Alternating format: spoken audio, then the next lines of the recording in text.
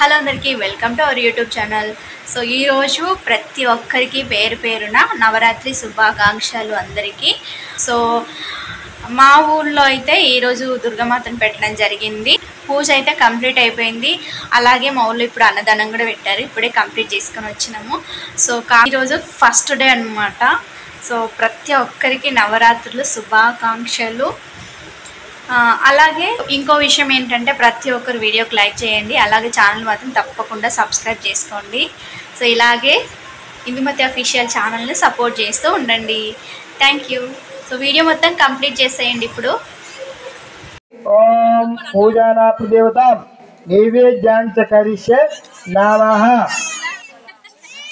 ఓం శ్రీ మహా నైవేద్యాంచ కరిష్యే నమః. పూజానాప్రతి దేవతాభ్యో నమామి.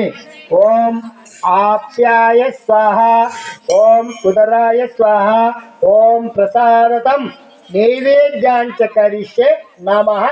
అక్షంతలేసి నమస్కారం చేయండి. అక్షతాం నమస్కారం సమర్పయామి. పూజానాపు దేవతాం ఫలసిద్ధ్యర్థం శ్రీదేవి దుర్గాదేవి యొక్క చరితము. విష్ణువు కంటే ప్రణన స్వరూపులు ఓంకారుడైన శివుడు గొప్ప. ఓంకార స్వరూపుడైన పరమేశ్వరుని అర్ధాంగియే అమ్మ జగదాంబ మాత ప్రసిద్ధికెక్కింది. అందుకే జగదాంబ అని.